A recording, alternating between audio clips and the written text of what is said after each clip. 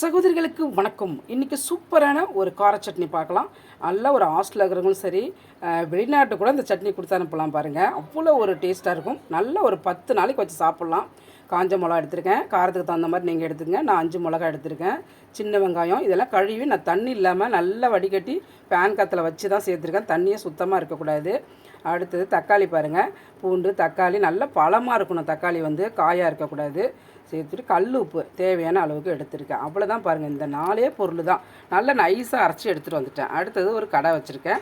நல்லெண்ணெய் தான் தாளிக்கணும் பாருங்கள். இந்த சட்னிக்கு நான் 2 சட்னி கரண்டியில் 2 குழிக்கரண்டி எடுத்திருக்கேன். கலந்த கடுகு சேர்த்து பொரிஞ்ச உடனே இந்த சட்னியை சேர்த்து விட்டு இதில் கொஞ்சோண்டு மஞ்சத்தூள் கலருக்காக நான் போட்டிருக்கேன். அதனால் நல்லா ஒரு கலர் எடுத்து கொடுக்கும். சூப்பராக இருக்குது பாருங்கள். நான் வந்து சட்னியில் எப்பயுமே கருவேப்பிலை இறக்கக்குள்ளே தான் போடுவேன். பாருங்கள், 15 நிமிஷம் தான் பாருங்கள். சுண்டை வச்சு எடுத்து விட்டால் சூப்பரான ஒரு கார சட்னி ரெடி ஆகிடுச்சு. நீங்கள் வந்து செய்து பார்த்துட்டு சகோதரிகளை கமெண்ட் பண்ணுங்கள், சப்ஸ்கிரைப் பண்ணுங்கள்.